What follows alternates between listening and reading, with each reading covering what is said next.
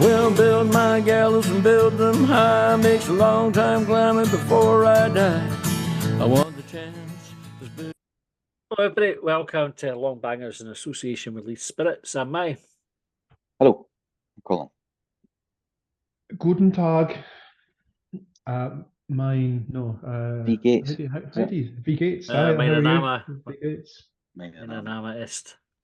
I don't know. I've not done that yet. I've What's been V trying Gates? to Is that who are you or something? How That's are what you? you're doing, isn't it? Yeah, Few Gates. Or it's that doesn't matter. Doesn't matter. We'll leave that I'm one. on the Duolingo trying to learn a wee bit of German. Oh yeah, why? I've wanted to learn it for quite a while, and the times that I've been over there to go to football or whatever, it's just been really enjoyable. And I think actually one of our Stealth listeners, Post. Raymond, was that? Stealth Post. Stealth Post. Raymond, one of our listeners, speaks a bit of Italian, and it was quite inspiring, his story. And I remember him when he was telling me about learning Italian. He learned Italian because he had Italian friends, and when he was over there, they would accommodate him. So he said, well, I'm going to kind of like return the favour by going to night school and learning a bit of Italian for the next time I come over to kind of like surprise him, impress him kind of thing. But he was telling me, and it never registered at the time, that when he couldn't remember the Italian word, he would drop in the German word, and it never registered with me. Turns out he also speaks a bit of German as well. So I was like, right, fine, fuck it.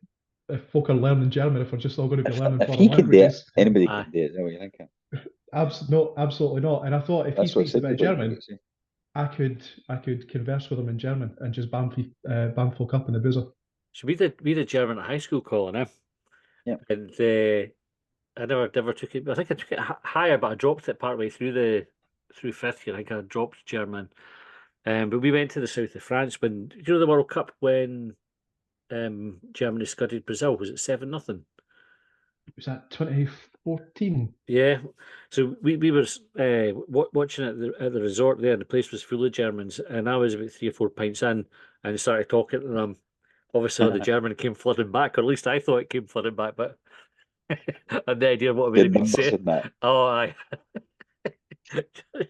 just saying English words with an accent and things like that. Anyway, I didn't speak German. Not very well. Anyway, right.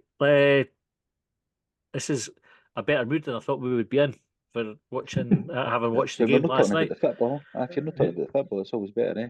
It's all downhill for you. I know. Right, let's kick off with the starting lineup, and Colin, I'll get your thoughts on it first. Right, so we had Marshall, Miller, Fish, Levitt, Yuan, Newell, Mazian, Emiliano, Abita, Chiantis, and Rocky. Any surprises there? Anybody that you wouldn't have wanted to have started? I don't think so. I was, and I don't know if I'm saying it with hindsight, but I didn't think Marcondes was great against Rangers. So I'm not saying I would have dropped him, but I didn't think he was good playing up front. And I think the first half again last night proved that. But I don't know if I was saying that before the game. You know what I mean? I just looked at the team and went, aye. And then I wasn't surprised Miller was back in for Cadden, because Cadden's coming back for injury, and you tend to pick up a lot of niggles if you play too much when you come back too soon. So other than that, no, I was all right with it. I was fine with Chianti starting ahead of Levitt. Levitt start? No.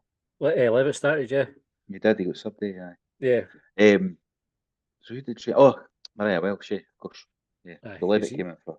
Yeah, because he was suspended. John, what about you? Any thoughts on the starting lineup?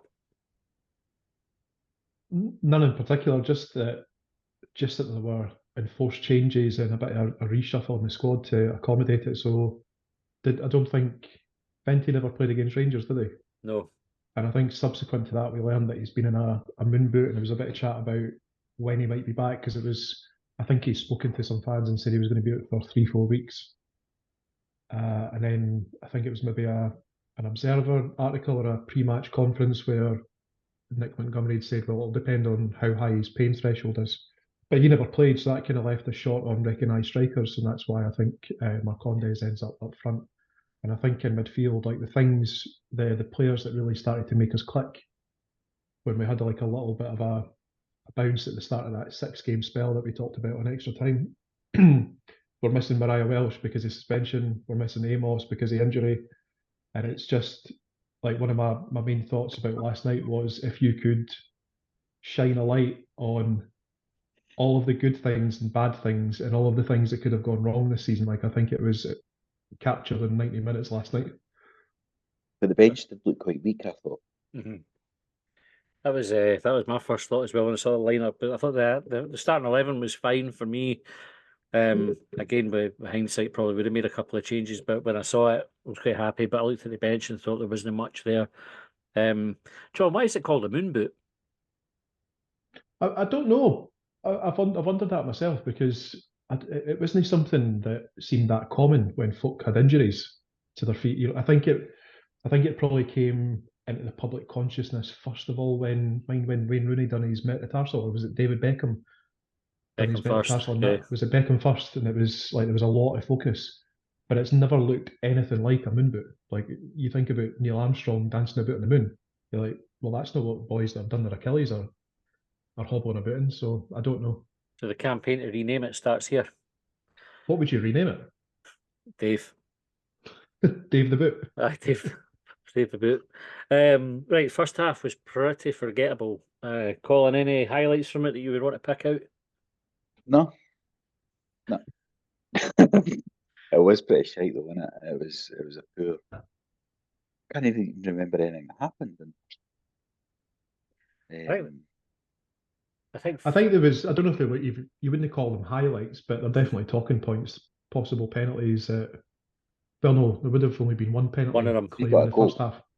That's not highlight. No. Yeah, so we conceded and we had a shout for a penalty. So the shout for the penalty, let's start with that because I think that was first. Why did we not get it? Foul on Miller by look at pulled down at a corner. What? Why is Pass the looking at Cholak that? test. Pass the I St don't know. Mirren test as well. Do you know, like for the one that we conceded at Paisley, which I kind of hark back to every now and again, which you didn't see get given against you very often.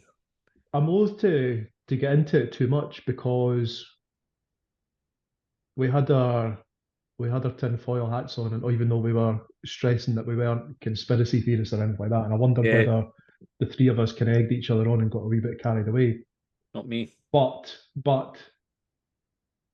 when you talk about those incidents, you go, well, why wasn't it? Like it's. I think the way that you phrased it on Monday was quite clever in terms of we're not saying we're conspiracy theorists as such, but it doesn't hurt to ask the question. So it doesn't hurt to ask why did it not go to VAR? Or did it? We don't know. Did it go to VAR and we never got it? That's the other one. There was something that it was a penalty claim in the second half that went to VAR that was reviewed. Yeah. The handball, that one. Yeah. Which must have been an awful long VAR review, considering how much was added on at the end, but we'll come on to that in a wee minute. The goal that we conceded, Colin, was dreadful, wasn't it? Oh, horrendous. Absolutely terrible. Yeah. Just across in for their left-hand side, their right-hand side. And I think Marshall maybe thought Abita was leaving it, and he just kind of thought, I'll just catch it.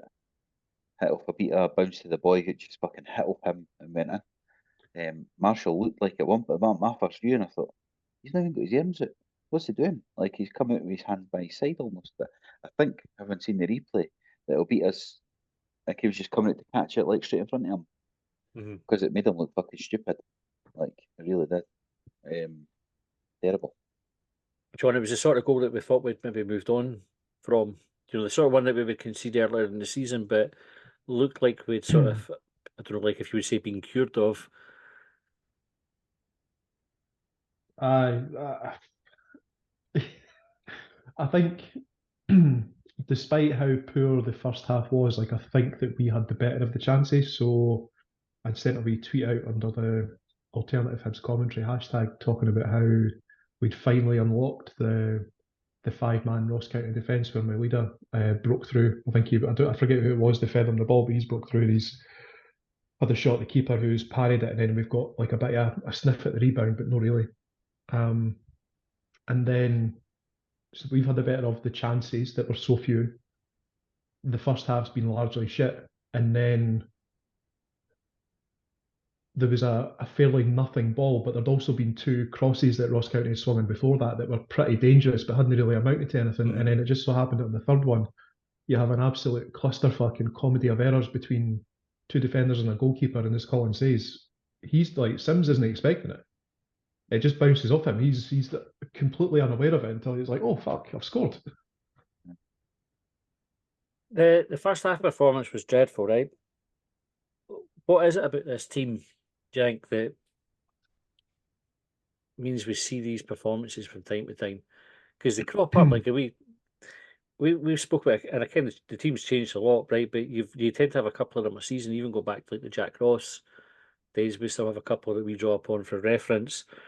But this season, there's like a theme. It's like every now and again we'll pull out at least a 45 minutes, right? And we did sort it out for the 90 yesterday, but a 45 minutes where we're just fucking honking.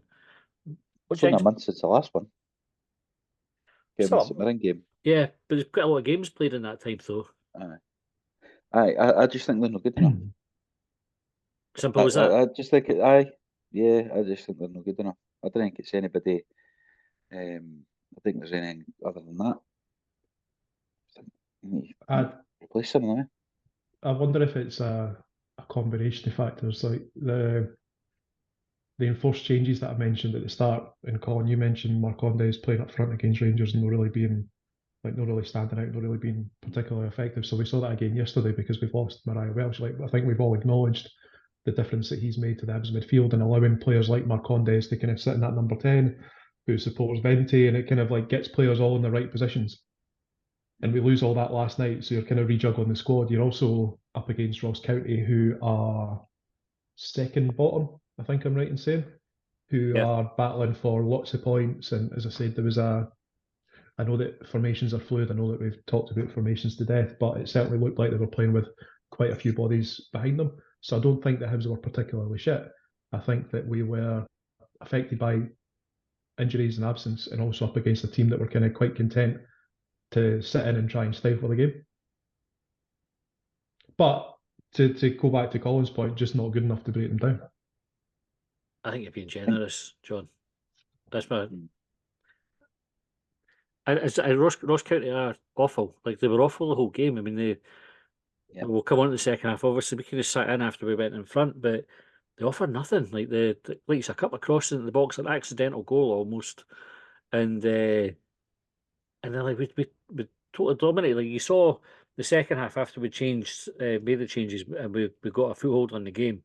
I thought you saw how much better we were than them, and Ross County weren't a good team. Yeah, it's like 5 points for 9 we've taken off them this season. 2 draws where they've come from behind late on to nick it. But I don't think it's a hard place to go. Other teams are managing. Like, Motherwell went there and put 4 past them. Like, it's only us that seems to think it's a hard place to go. Going on how the season's gone. I just struggle with it. Like, I can't get my head around how we can get, other than like you say, Colin, there's just no good enough. How we get a performance like that 45 minutes.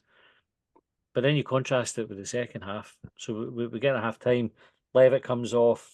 Marcondes drops back, and Alf comes on into the. Miller was off for Cadney. He went off injured. Yeah.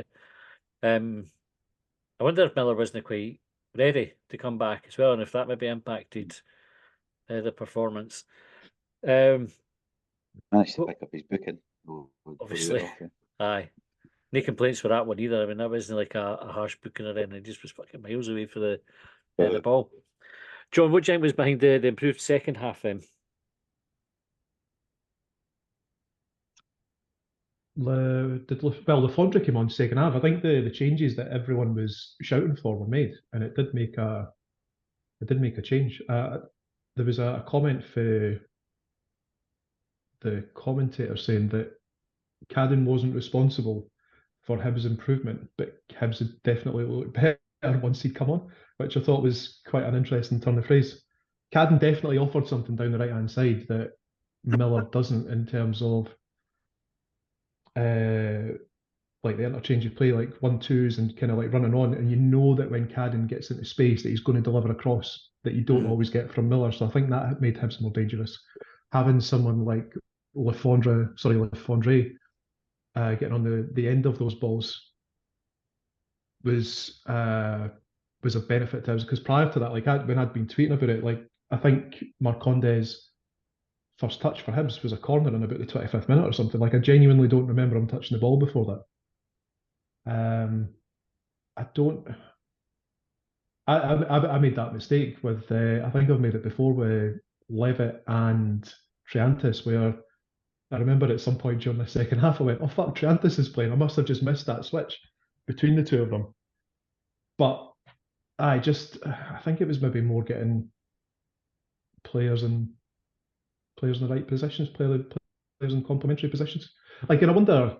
I know that begs the question. Well, why did Montgomery not start with that team? But I don't know. So we're talking about Cadden there. Like, he never started, and I don't think he was ever intended to play. But he's got 60 minutes out of him on his return, for injury. And Lafondre, I think, is 36 and coming back from a knee injury, which is kind of like the first one that he's talked about in his career. So I think there was maybe like a wee bit of game management there for Montgomery and trying to see the team through the game. And we acknowledged it on Sunday there that we've got 3 games in the space of 7 days. Like that's going to take its toll on the team. And we're trying to get those points out of it as well.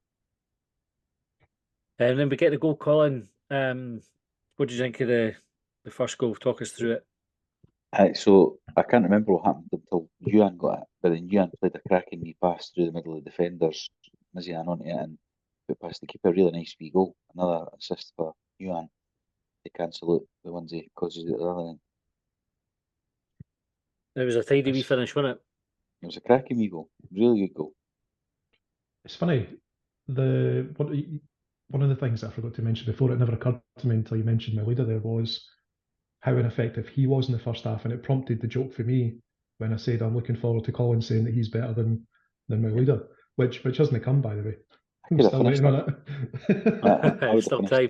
I'd have probably went high in the top corner, I think, probably. But I mean, it was a good goal. It was still a good goal. Yeah. 9 out of 10. I would have went for the 10 out of 10. And then a wee while later, we go further in front with a good ball. A good goal for Alf. John, do you want to take that one? I had to watch it back because I sort of blinked and I missed what had happened. I sort of blinked and then Lafondre's back stick and tapping it in basically, and it was just it was one of those goals where it's really hard when you're at the game and you're watching it to understand exactly what's going on, because it's like a wee nod of the head, someone going, I'm heading, and then Joe Newell pings the ball and then Lafondre's there, and I don't know whether he gives the goalkeeper the eyes, but the goalkeeper's kind of like left rooted to the spot, and Lafondre goes near post rather than far post, and he's a shite goalie. And he's a shite goalie. Are you better than him? I'll just play any man in. Any man. But it was a good bit of play before Neil put the cross in as well. They played it a bit quite nicely and then opened up the space over on the left hand side. Then Neil got it and it was a cracking ball in, like right on his foot. It was a really good goal. We had the penalty claim for handball. Either you convinced that should have been a penalty? I wouldn't have been, but like we've seen them given against us, so kind of then going, well, they're checking that they're long enough, maybe it is one. And then we didn't get it. And I thought, do we ever get anything that goes to VAR? Like, the boys' hands weren't that far out or anything like that. Kind of on the checklist stuff that you're meant to go do. But remind me, is he sort of facing towards his own byline and his right hand is sort of behind him, and that's what hits him? Yeah. I mean, like you say, Colin, it's no one that, like I've said it numerous times, that for me penalties need to be really, really clear. Like the handball needs to be really clear. The player needs to be like side down the box or whatever. I wouldn't expect that to be a penalty, but as you say, it's been awarded against us elsewhere. So I think you've got. Just recently, wasn't it the exact same? I think there's an expectation with stuff like that where you go, well, it's fairly similar. You would maybe expect a penalty. I thought it would be awfully harsh to give it, if I'm honest. I looked at it. I'm not. I you don't get a penalty for that. And then I thought the same as you, but we've seen them. we've seen them given, just no for us. Hibs by this point had a proper foothold in the game. We were totally in control, totally dominant, looked really, really comfortable, had got ourselves in the lead. We stopped playing. I can't get my head around it. We just stopped doing all the things that we had been doing to get in that position. Started kicking the ball anywhere, making mistakes. Does this go back to what you said first half, Colin? It's because the players aren't good enough, or what else do you think is behind that? No, it's a funny one, because I'm saying they're not good enough, but then they were good for 20 minutes. I don't know if it's like maybe it's a mentality thing, but then I don't think that comes with better players, or if it comes with changing the mentality, and that they've maybe thought the game was won or magic, get back down the road. Stop and get a chippy somewhere, kind of on the way down, so they maybe chat a few beers and a fish supper. I don't know, like, because they didn't look like scoring again. They didn't look like letting one in either. No. As much as it did, but like I never felt in any danger. I was sitting watching it, quite the thing. But it was, I don't know. I don't know, when we get the chat in, don't we, for folk kind of about the new leaders in the team and all that kind of stuff. And you do wonder if you need like somebody there to be dragging them through and say this isn't good enough, like, this is shite. Maybe they are doing that, and then the other ones aren't good enough to respond to it. Aye. I mean, you got to say Ross County play a part in it because they're trying to get back into the game, so they change how they're playing. But that was probably even as bad as the first half was, and as annoyed as I was at watching it. I think the thing that annoyed me most yesterday was the fact that we played so well, got in front, and then just stopped doing the basics. And I think if we'd kept the foot on the gas, we could have taken, a third goal, maybe a fourth goal if we keep going. Because like I said, Ross County are a good team, and we're just like, well, we'll know what ended up happening. 7 minutes injury time. John, great your thoughts on that first. Where do you think the referees picked out 7 minutes from? I don't know. I don't remember anything. There was obviously a couple goals in that half, but it wasn't 3.5 minutes a piece of celebrations. It's not like there was pitch invasions or anything like that. 6 second half substitutes as well. What's that? 3 minutes? It's maybe 30 seconds each, but only if two subs come on at the same time, it's only one lot of 30 seconds. It's not a minute. Oh no, there was 2 subs came on at once, so it's five intervals in, so 2.5 minutes. Could I go back to the question or the point that you made before, Matty, about like Hibs stopping playing? Like I had to go and double check when Lafondre scored and put Hibs 2-1 up, and it was the 77th minute. So I'm thinking, well, I'm looking at it now, going there was 13 minutes left of regulation time, and are you saying that for 13 minutes Hibs just stopped? Because my thinking is more like Collins, that I didn't feel in any particular danger with the game. It's just that I think it just went scrappy. Like I'll try to remember what time I tweeted, because I tweeted about it and asked the question. It doesn't tell me what time that 9:36. So whatever time this was, whichever point. So never understand why we stopped playing when we go in front. We were totally in control, moving the ball well and completely comfortable. Now we're kicking it anywhere and losing possession constantly. Just keep the heat. Is what we tweeted. That was 25-10. Is when that went out. So whatever time that would have been in the game. 10 minutes to go. And bear in mind, I was about 5 minutes behind as well on my stream. So I was having a think as well that I think did Marcondes come off for Hanlon in about the 90th minute? 90 plus 2. It was in injury time. So I'm trying to work out, like, so assuming that you're correct, like, what do you think is responsible for that? That Hibs players just not doing what they were doing before? I think it's a composure. It's a mentality thing. Like I don't think it's a tactical thing. I don't think Montgomery's told them, "Come up, boys, can you stop passing the ball to each other and just start panicking?" Like I can't imagine that's an instruction. It didn't look like we set up to sit in deeper, but we stopped doing all the things that, like, we were completely comfortable in that game. and then all of a sudden we're inviting pressure. And luckily, Ross County aren't very good, so it wasn't like they were carving out chance after chance after chance, but they were coming back into the game and starting to pin us back a bit. And even before they scored, you've got that cracking save from Marshall, for Simon Murray. So they could have scored. I just think when you're so much like we saw it last week when we played them at Easter Road, I think we're a much better team than them. And I think we were showing last night that we were a much better team than them until we just decided we're not going to do it anyway. I'd love to know the reason behind it, John, because they just stopped making simple passes and keeping the ball. So one of the things that you referenced, I think, was I don't know if it was during this episode, but we definitely talked about it beforehand. Was about one of the reasons that folks said that Jack Ross teams were boring was based on examples like that. So Jack Ross's team was markedly different from this team, but you have the same thing happening on both sides. So why is that? Is it a Hibs thing? Is it a mentality thing? Or is it just a football thing that happens from time to time? And we see it because we're Hibs fans, so we apply it and say it's Hibs. Lots of teams do it, but some are more susceptible than others. Like the really good teams, then they go, or then they often go 2-1 up with however long to go and just stop playing. Especially against a weaker opponent. Like I think you can understand it. See if we go 2-1 up against Celtic, and you go try and keep it tight, didn't do anything fucking stupid for the last 20 minutes of the game. You can sort of understand it, but I reckon why you would do it when you're so much on top in the game.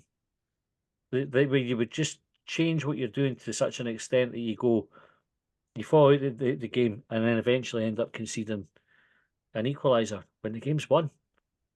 It's funny, I'm laughing because if you remember was it the semi-final at Hampden where Paul Hanlon opens the scoring, and you're thinking, right, let's keep it tight, and before the smoke had even cleared, we even kicked off. we really sat down for celebrating it, and it's one each eye. I don't know, and then I suppose we'll move on to the goal that they scored, and I was going to say this is another contentious one, and this is where you like. Last night, I was trying my hardest not to blame the referee, and really, really, really trying because of the conversations that we've had over the last few weeks. And I'm like, you've got to defend it better, right? So Ross County player heads it out. They pick the ball up, steal 15 yards, throw it in. The referee lets all that go, and before you know it, it's two each. And I was like, the team aren't switched on, and Montgomery was talking about it afterwards, and he says we shouldn't have to think about defending our throw-in.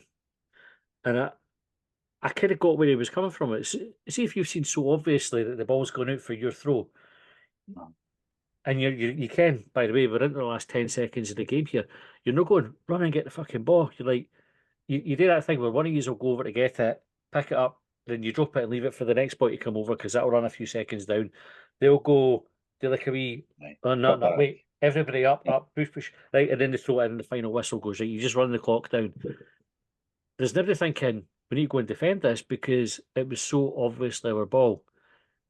And I think the players were kind of caught, I kind of like you play to the whistle, but I just think it was so obviously such a wrong decision that the players weren't going, I need to track a runner here or get set for defending a throw-in, and then we ended up caught out by it. I'm not as angry at the players as I was at full time last night. I still am. Oh yeah, go for it. Why? Aye. Because so I get what you're saying there. Like they've maybe no, but one they had no realised it's their ball. Oh, the boy got the ball and took it. Yuan was with the guy, right? So this was after that. Yeah. He was with him, and then he stopped going with him. And then you look at it and you go, right, well maybe that explains why Cadden and Fish are both in the middle of the fucking box when one should be further over. Right? It's why Cadden should be further over because he's been caught out with it. Fine. Then the shot comes at Marshall doesn't stick a leg out or fuck all. It's like he thinks it's gone past the post. And then Fish, fuck knows what he's doing on the goal line. Like he's just lying there. And the ball trickles past him like a miss hit. Goes past Marshall, then Fish. So the only one that I can exclude for the four that I initially done would be Cadden, based on what you tell me. John, is that reasonable? I'm laughing, but I'm not. Sorry, I'm not laughing at Colin. I'm just laughing at.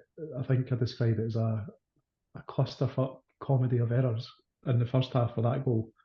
And I don't know how Hibs managed to do it, but they managed to better that. So you mentioned the Marshall save for Simon Murray. So last night, I think you saw the best and worst of Marshall. I think we saw the best and worst of Yuan. He's played that ball through for Melida. There was someone in our group chat had said that Yuan had been really good tonight, and I was in the middle of messaging. He's been really good defensively. Like, I'd actually been impressed with his defensive work because it's something he's not been known for. And it's one of the reasons that we speculated that he's been dropped for, because Montgomery gets more of a defensive performance than the other players. But he's played last night and he's having a good game. And then at the end, he's just fucking nowhere. Like, he's not tracking the runner. And with regards to the shot that turns into a goal, like, it's a really poor shot. And I think, if I'm being really kind and really generous, and I know it's something that I'm known for, I think Marshall looks like he goes to plant his feet thinking that there's maybe going to be a shot for the other Ross County player in the box.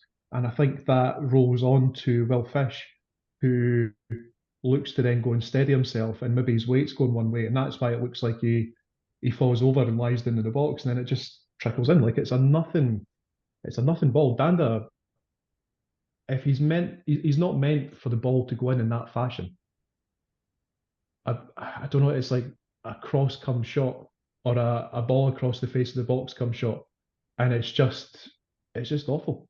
Like, and that's what I was saying about, like, the best and worst of Hibs. Like, we can, I don't know if we compared it, but we referenced the Jack Ross side. Like, if you remember, I think it might have been the COVID season where we had a game in hand and we went up there. And one of the things that Jack Ross's side had become known for at the time was not coming from behind. And we came from behind, and that's what kind of helped spur us on to that third place finish. And you're thinking, fuck, like, lightning struck twice. We've come from behind at Dingwall, and we're going to see the game out. But for 10 seconds of shit football for Hibs at the end. Yeah. And it's almost like, I was talking, my brother-in-law was up there last night, and he phoned me this morning about it, and he's moaning about Yuan, and I was like, aye. But we know that we've got that in the team, right? The players must know that. So somebody's got to go out there and work harder than them. Because what it brings you at the other end is almost, I was going to say outweighs what he doesn't give back, but last night it was equal, and it was one each, like, for that point of view. But he does, it brings something up there. And I used to always want, like, when Riordan was called the lazy one and all that, I was always like, I don't want Riordan back here. And I'm a wee bit like that with Yuan. So I want somebody in the team to work hard and cover it. Like, somebody in the midfield or something goes, come on, he's not getting back. I'll go and do it for him. And we just didn't have that. We just leave him exposed continually to these situations.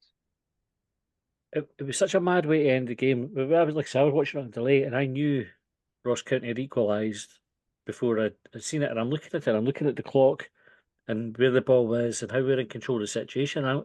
I started going, how have we not won from this position? It blew my mind that we could manage to chuck away the 3 points for there. You know, you're past the 7 minutes, you've got the ball. Like, we had it as a goal kick at the time. Marshall got booked, by the way, immediately for time wasting. When does that ever happen? Why does he get on his? That was another one of the things. Because it was like Malida's booking was a nonsense. Marshall's booking. We spoke about it. Was at the Youth Champions League game we went to watch, Colin, and the referee booked the Hibs player immediately for the time wasting. He was like, and the boy wasn't even really time wasting, but the referee was just like, "Ah, fuck it, we're not having it." And I was like, "Oh, I love a bit of that. I'd love to see referees just stamp out, because I hate time wasting." But be consistent again. Like, how many times we watched the referee go up and give the goalie a wee talking to, and Saturday. Aye, Livingston are holding us to 0-0. He's not getting booked, or the heat knocks in and getting dealt with. You know what I mean? They get a point to the watch. They'll go and have a word with them, and we'll all be fucking going, book him, and they didn't book him unless it's David Marshall. It might have happened with Oxley used to get booked. Oxley. Aye, it blew my mind how low the threshold is for us getting booked for time wasting compared to the teams against us. But anyway, that's just me getting paranoid and tinfoil hat again. It's just pointing out, like, well, how the fuck has he been booked for one bit of time wasting? One bit.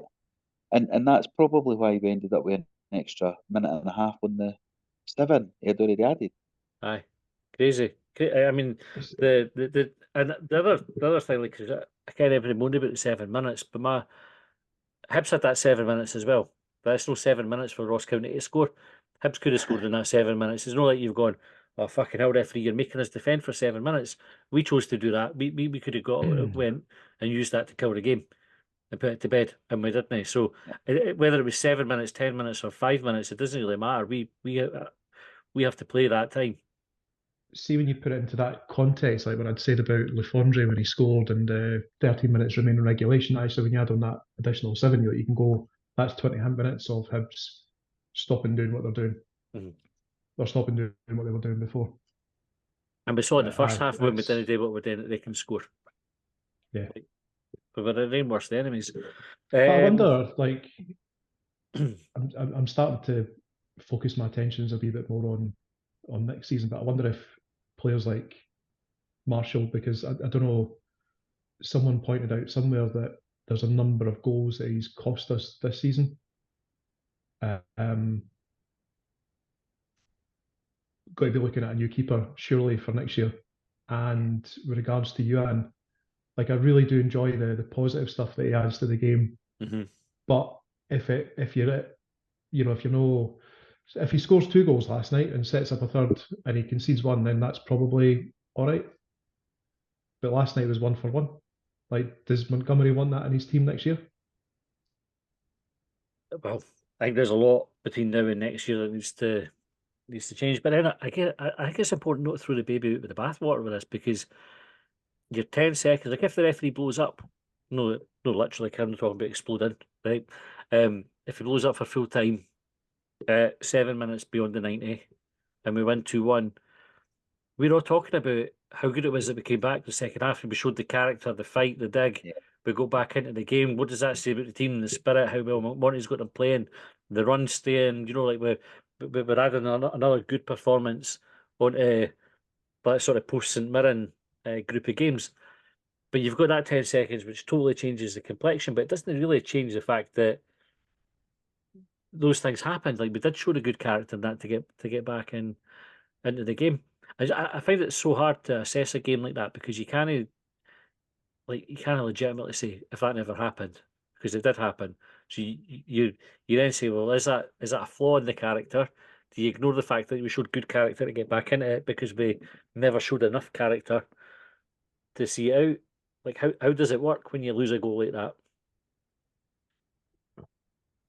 Where does that leave us then in terms of how we feel about the game and how we feel about Hibs and getting into this top 6 and trying to get in the top 4, etc.? Like, are we just, so like you said there, like, you didn't want to throw out the baby with the bathwater, but you're also dealing with the reality of the drop points, and I think, I don't know if it's 8 or 9 games, and is that 18 points then that we're worse off because we're not been able to see out a game, or we've been behind and come back to draw 2-2. I read somewhere, I can't remember if it was on the message board today, it's 9 2-2 draws, and was it 5 or 6 of them? I can't remember the exact numbers. So 5 or 6 leading. were for a winning position. Yeah. So they're to me points thrown away. Ross County twice. The Hearts one, because I actually think about it, the Hearts one's the one you remember coming out of feeling all right about a 2-2 because you've come back to it. The rest were all close games that we've kind of, like Kilmarnock we threw away his first game in charge. Ross County home and away. There's too many of them, and that's a load of points. You add the points on, we're comfortable 4th place. Comfortable. We've not scored 3 in the league game this season. I know. Which is unusual. Like, everyone as well. Aye. When you consider at the start of the season how much we were singing the praises of the forward line that we had, to have no scored more than 2 goals in a league game is mental. Is that 4th put to bed then? Like, I thought we had to win last night for us to finish 4th. I think it's still arithmetically possible, but I actually think we're struggling for top 6 now. I think that at one point last night we were only 5 points off 4th place and 4 points off 5th place. Yeah. And I thought, oh, it's on. And then next thing you're like, we're not even in the top 6 now. And then you look at the games we've got left and I think Dundee are a point ahead of us. I think that's right. Yeah, and 1 point ahead. We've both got Rangers to play in the final three, so that's them both written off effectively. Then you go, right, it's down to 2 games that we need to outscore them, and not outscore, but outperform. Get more points in them.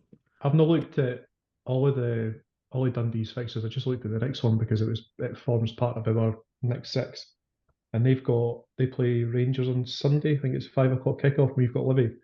So you're thinking, on paper, we should beat Livingston, and Rangers should beat Dundee, and that should put us back at the 6th. And then you start looking at the remaining games rather than, right, well, that's it, it's all done. But the point remains that I think getting that, like making up those 2 points on Killie and St Mirren, that's definitely made things a lot more challenging. But maybe the week other after, teams. They're away to St Johnstone the week after, we're away at Ibrox, and then they're at home at Motherwell when we're at home at St Johnstone. And then we're away to Motherwell when they play Aberdeen away. So actually quite similar fixtures, same teams. Motherwell and St Johnstone both got to play Rangers. It's just Livingston and Aberdeen is the difference between us. It's nip and tuck, really, isn't it? Like, I was quite confident in being top 6 up until last night, and if we'd won, I would have been pretty sure we were going to do it. Now, no so sure. I think 4th is definitely gone now. Definitely. Definitely. I think there's any way we're pulling that deficit back now. But again, I think if we'd won and kept the momentum going, and I kind of say like momentum, but just off the back of defeat to Rangers and kind of obviously we beat Ross County and drew with Hearts, but it felt like we were building a wee bit of momentum, and that sort of late goal last night just takes the stuffing out of it. Right, we're out of time, so just going to pick up a couple of the talking points that have been sent in, and then we'll go on and record Week at Hibs. So if you're a subscriber, and when I say subscriber, I mean somebody who subscribes on Hubwave or Patreon or as a YouTube member. There's a wee bit of confusion this week with folk thinking if you just subscribe to our YouTube channel, you get the extra content. You don't. You have to either be a YouTube member or subscribe on Hubwave or Patreon to get that. It's well worth it. But we're going to go and record Week at Hibs right after this. We're going to pick out a couple of talking points, and then we'll go and record that for subscribers. And if you don't subscribe, you'll hear it, but it'll be next week. Right. We've got Andrew Brown said, why do we constantly stop playing in the games where we have a lead? We've drawn 2-2 9 times this season. 5 of those we've led and lost equalisers. We do it time and time again. Who is making that call to stop playing and sit back? Colin, I think you kind of covered that already. Richard Harkis said, a winning team goes on after taking the lead and finishes the job. A Monty team sits back, takes their foot off the gas, invites pressure and gets another 2-2 draw. At what point does he learn, and why do we have to be the place where he learns the basics? It's just not good enough. And Ross Allam said, 6 defenders on the park at the end of the game, and we end up with a 3v2 in the box from the throw-in. 99% of teams don't concede in that situation. 8th 2-2 draw of the season. And the last one... Ross needs to get stats right. Aye. That was 9. Last one. David Burns said 7 minutes added. Not sure why. Goal Ross County 90 plus 8. No saying that SFA are against us, but recent weeks haven't been in our favour for sure. We should still see that game out though after going 2-1 up. Thank you very much if you sent us in talking points. And sorry we run out of time to get through them all. Like I say, if you're a subscriber, don't press stop on your video or your podcast player just now, because we'll go straight into Week at Hibs. If you don't subscribe, that's the end of the episode. Thanks very much for tuning in, and we will see you next time. And hello, everybody. Welcome to Week at Hibs, sponsored by Leaf Spirits. Hello, I'm still Colin. And I don't know the German for I'm still John. Oh, was that quite seamless? Because we just kind of rolled straight into it. We should get like a wee bit. Listen to Richard Gordon. We should get a wee bit like telly test card music, like just in that wee gap between the 2 episodes. Aye. Well, the thing is, if you're not a subscriber, it would have just faded into the music, like kind of like the end of the episode music. So, if you've not heard it's the same as the start of the episode music, so you'd have heard. I don't know what I'm trying to say here. Right, Week at Hibs. News story. It's been a busy old week. Colin, do you want to kick us off with the first story that caught your eye? Well, I think without harping on about it, because we did mention it live on night? Monday, Aye, yeah, Monday night. Monday. Aye. Was the statement about the cutting away allocations. What's your thoughts on that? Like, do you think we're clearly just talking about Rangers and Celtic, right? Because I think they then leaked it to Sky as the Derby's no in doubt. So it's just Rangers and Celtic, although we've not named them in there. Do you think it's just sour grapes? Or do you think do you think they're just listening to fan pressure, or do you think they actually try to do effect change? John?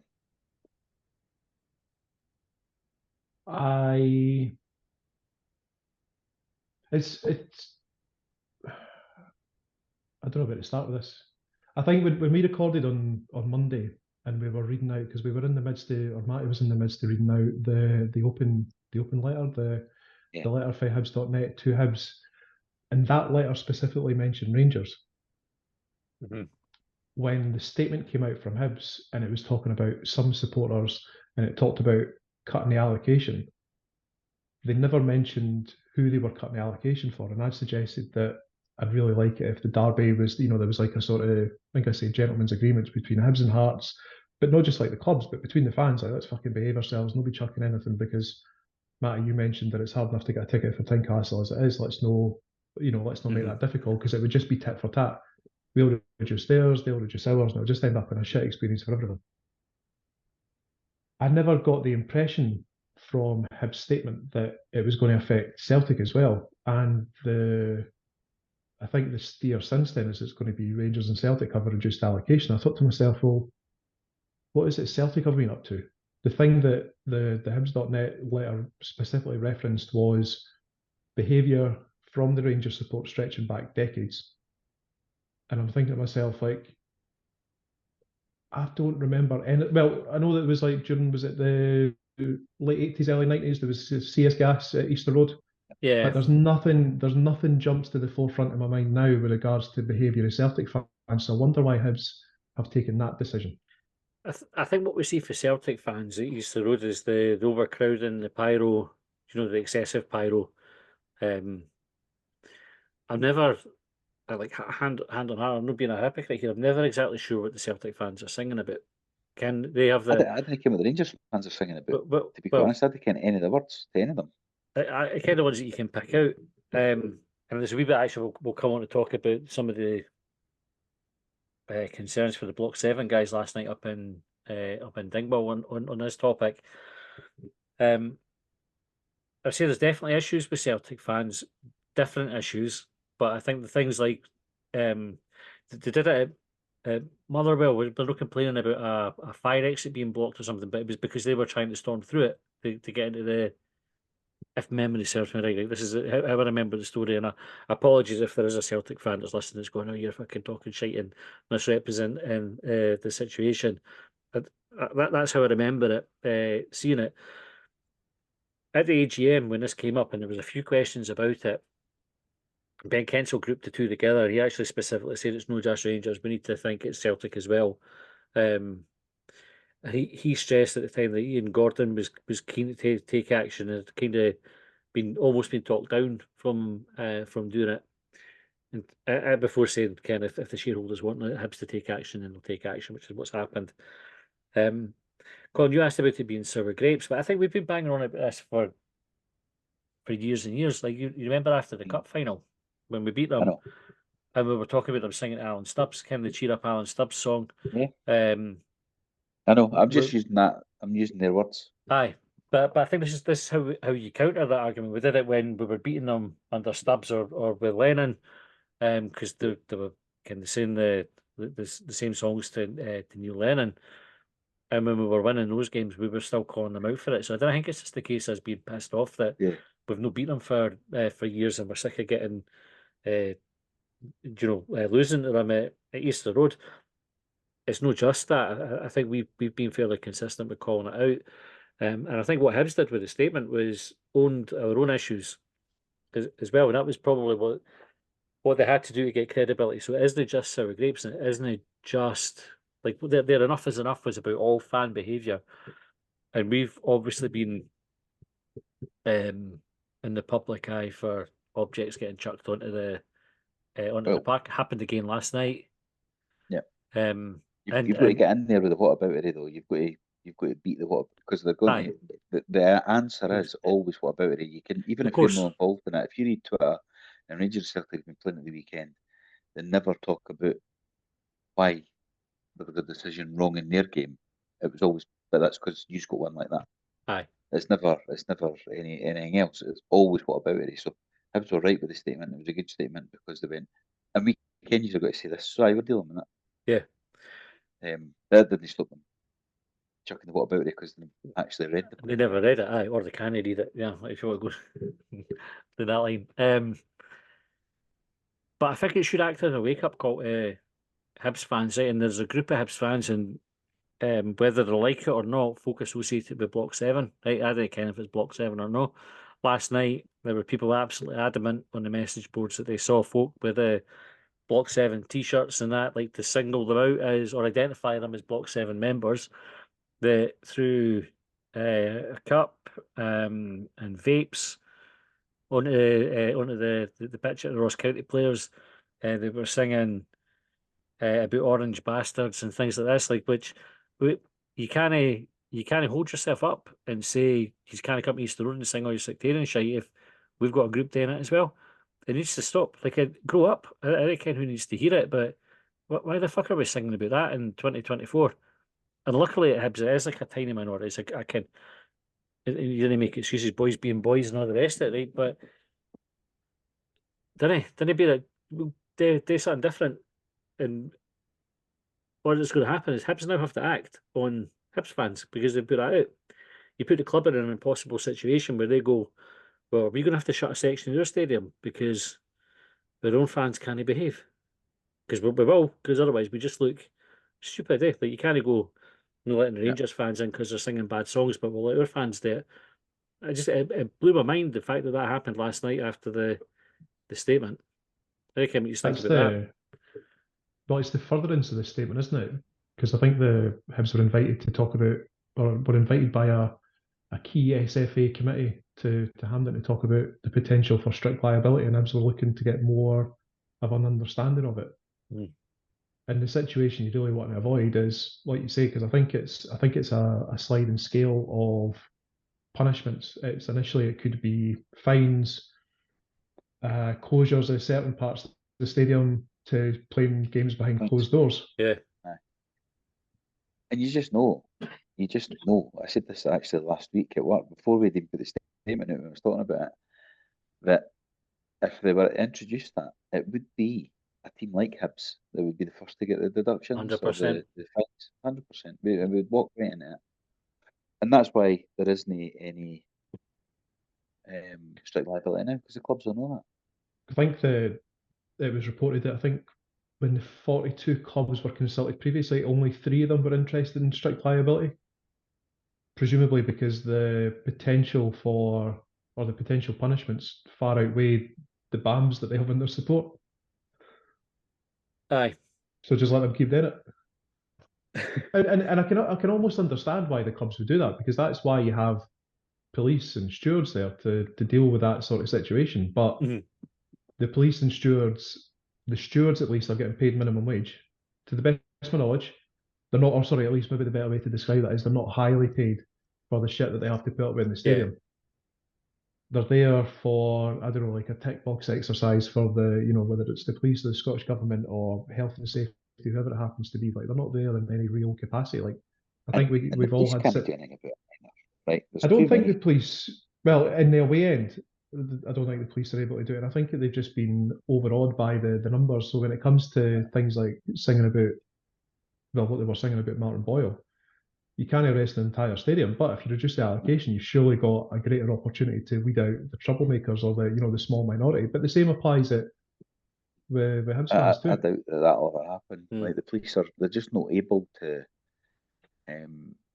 because you give what football fans are like as well, right? If a policeman goes and talks to an individual in a crowd, there's folk fucking shouting at them and that, like, because they think he's got to get lifted or something, so they'll start defending the fan.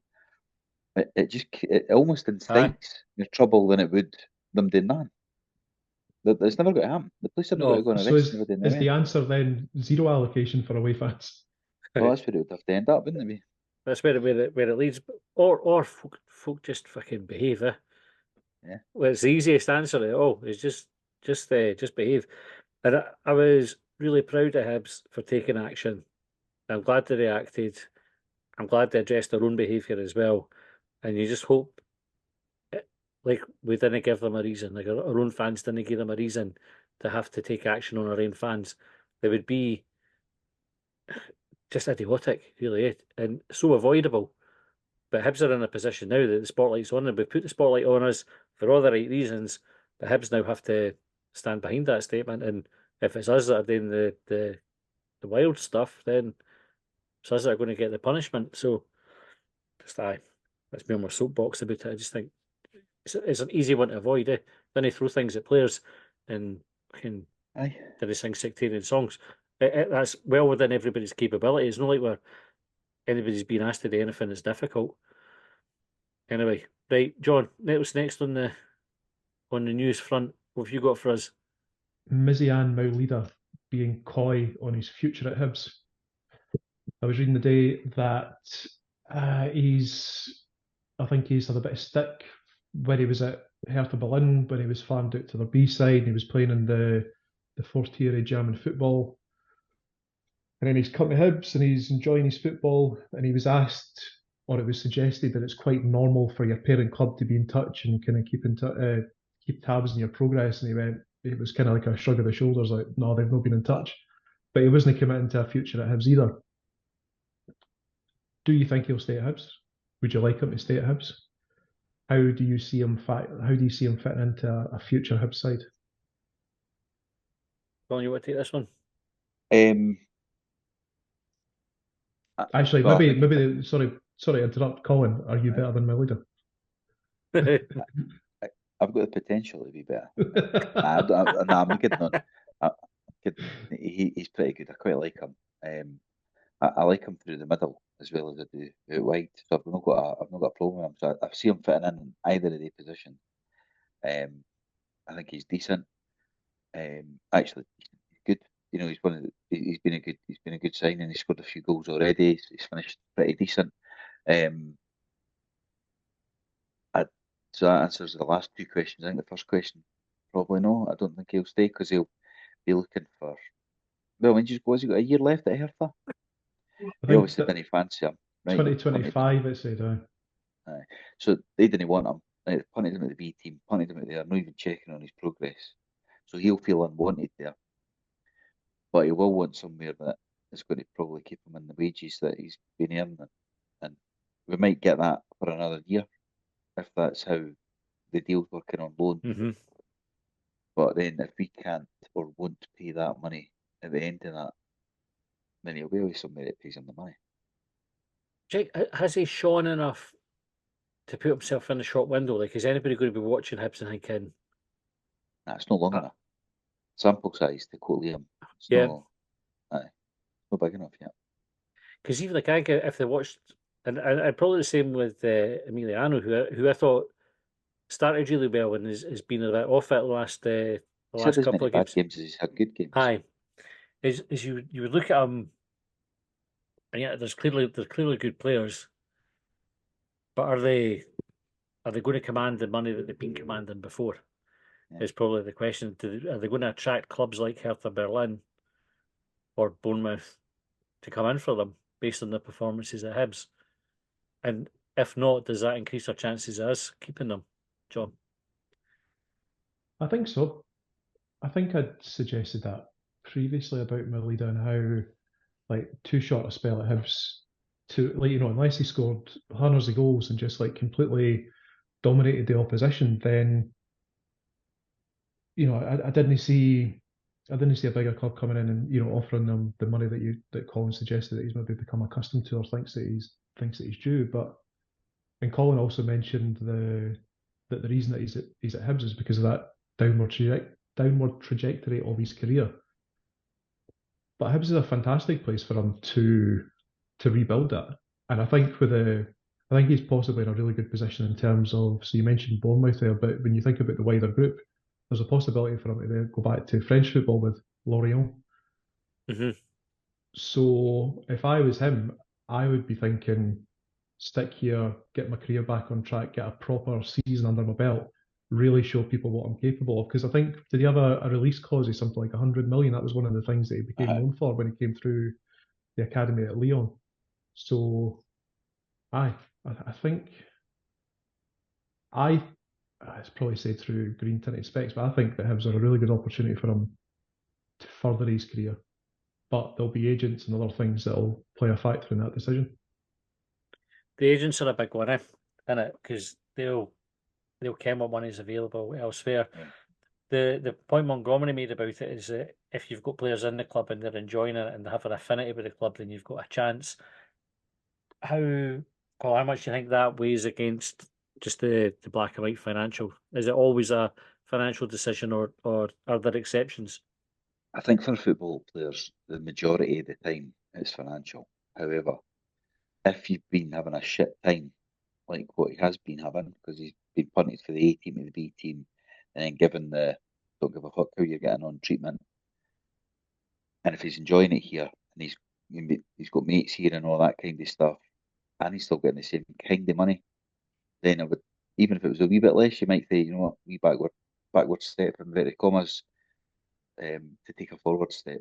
I think the majority of the time it's about money, but I think there'll be circumstances like this one maybe where it could be different. Just need to get him into golf and take him out with Joe Newell. That's why he's here, enjoying Edinburgh's golf courses. Do you? So, I suppose if we keep them, are those two players that we build the team around, or do they supplement a key player elsewhere? Do you think?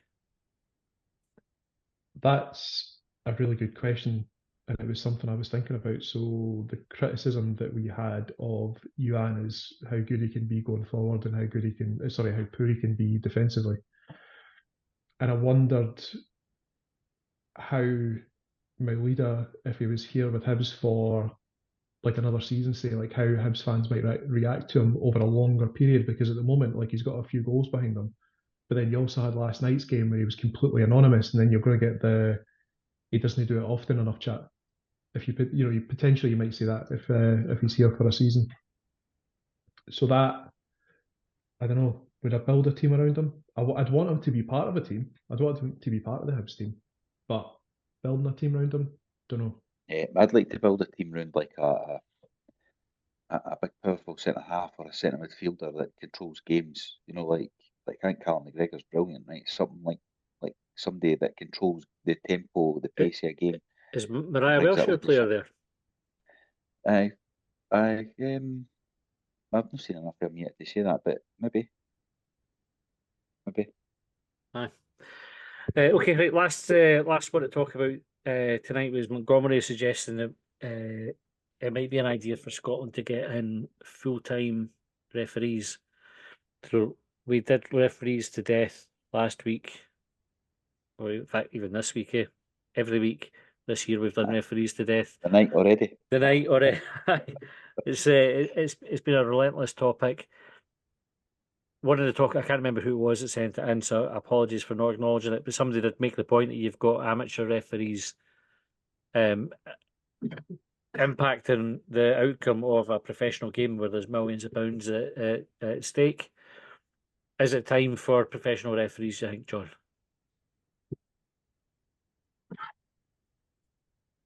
Could it hurt?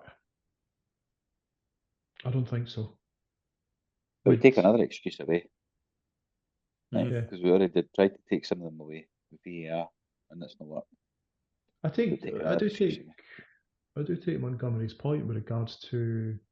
So he talked about the referees being part time and they've got full time jobs. But if you take away the full time jobs and you properly remunerate them and give them the necessary training and the time to review and train and improve, that could surely only be a good thing.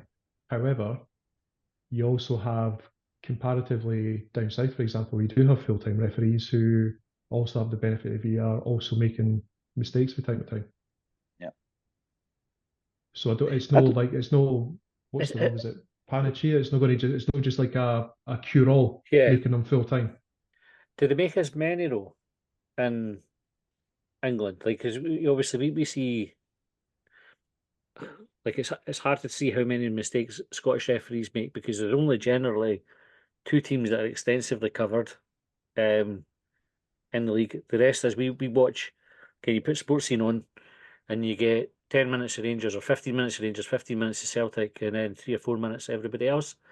So we didn't see like the analysis of a game like you do, even when you watch Match of the Day and they're into the last game of the night and it's Burnley against fucking Everton or something, or Crystal Palace, and they still pick up like enough of the wee mistakes when there's one there for you to get a kind of flavour of it.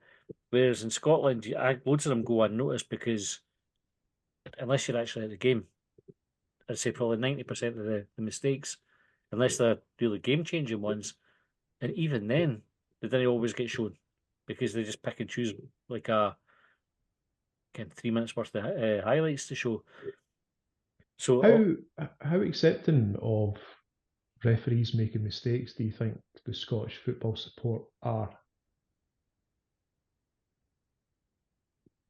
it's a good question. So I always feel like the referees are going to make mistakes, right? The same as footballers make mistakes, and managers make mistakes, and supporters make mistakes, and podcasters make mistakes, right? And all the rest of it.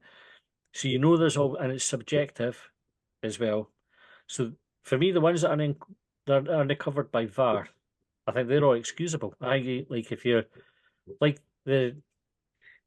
and as much I'm going to contradict myself, the referee giving Ross County the throw in last night, right? That's not covered by VAR. He doesn't get another look. He's got a linesman that's supposed to help him out with that one. If they both get it wrong, you're not happy about it, but it's one of these things, isn't it? Like it can. Aye. See, sorry, can I just interrupt there? See on that. Uh-huh. See, because they scored for it, should they not check that? Nah, they didn't. So see Or if a free kick or a corner or a throw in is awarded incorrectly, it's no part of the VAR review. Right. And maybe there's an argument that it should be, but so for the ones where they only get one look at, and the thing is, if we defend that throw in, nobody's bothered their arse about a throw in going the wrong way. Kind of if we clear it and the game plays out, you go, oh, that should have been our throw, and you never think about it ever again. Whereas it cost us, so you get a bit more importance on it. Those ones I go fine. When there's VAR, that's when I've got a problem with because you've got time and loads of angles and you can slow it down and all the rest of it to get it right.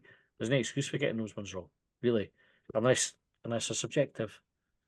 Kind of which a lot of decisions are. So then they're not necessarily wrong. It's just somebody's opinion is different to yours.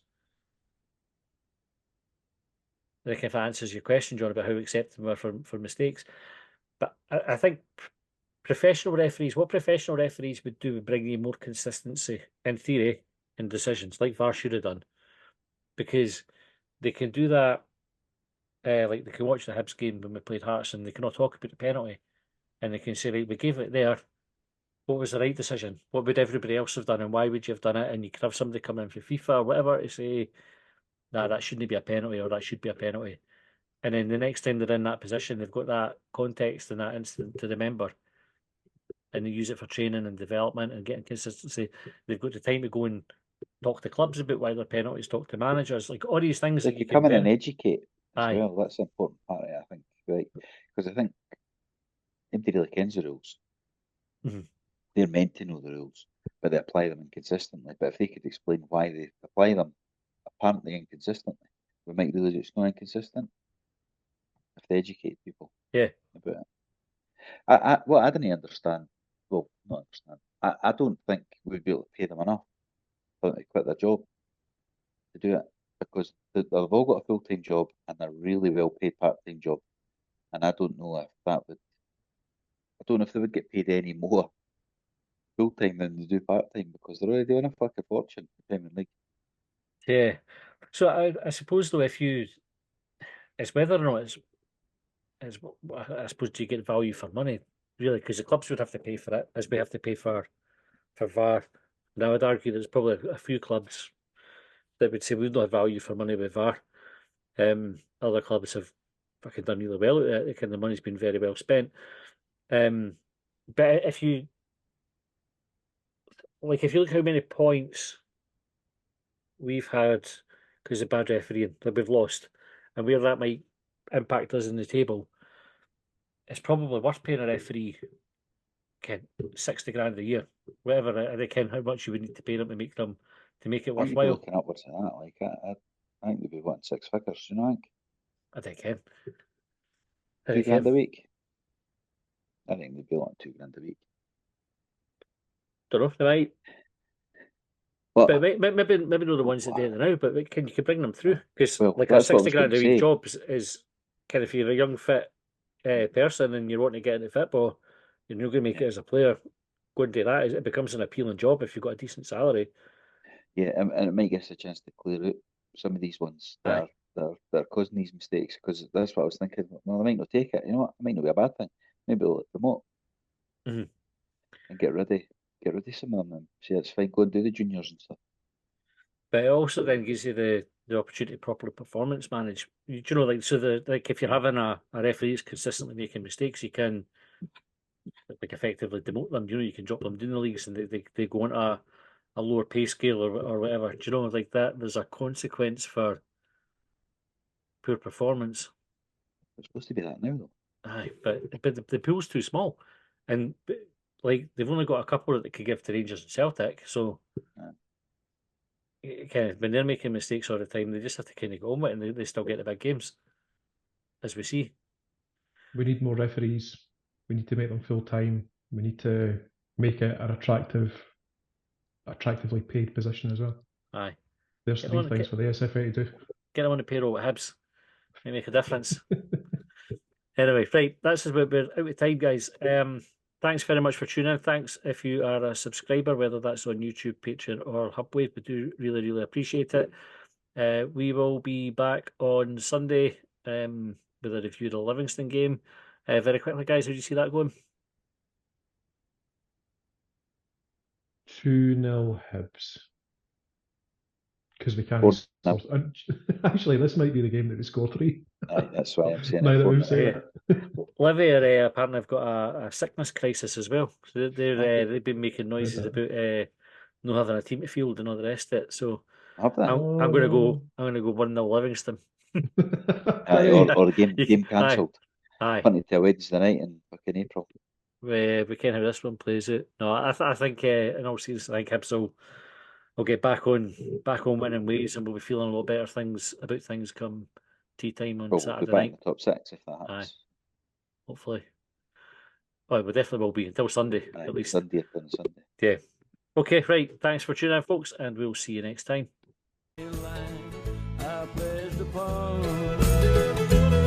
Well, they trailed me down when I broke free. I drank all the whiskey in Tennessee. I don't drink water, no.